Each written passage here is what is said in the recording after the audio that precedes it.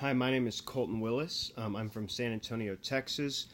Currently, I work at First Presbyterian Church in San Antonio as a associate director of youth ministry.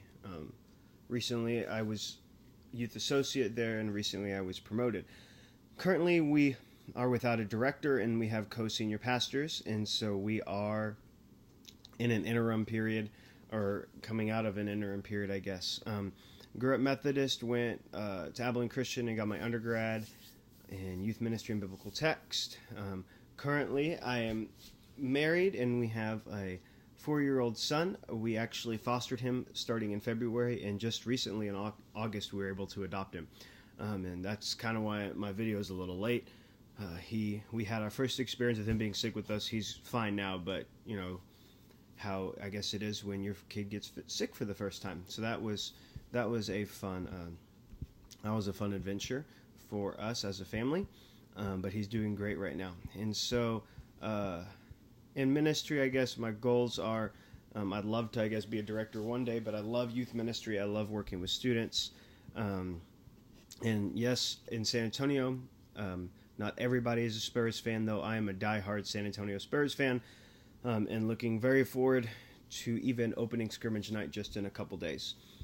For my question, and as part of the last part of that video, what identifies a culture is the question I'm working at answering. And as I've been doing research the last couple days of what identifies a culture, and what identifies a culture kind of varies, but I think the key things that identifies a culture are nationality, ethnicity, religion, social class, your generation, where you're located.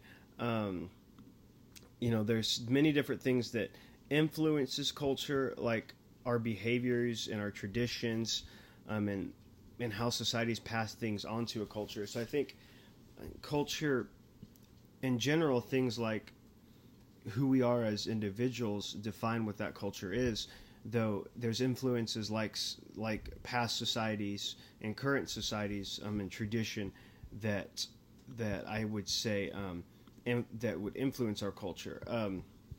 But our culture, a lot of our culture does come from our values and our beliefs, and how we behave with those. And so I would say, if we're looking at the key identities, it's going to be this stuff like nationality and social class and those things, but it's also going to be a part of what we believe, and it's going to and what we believe and how we act on that with our values.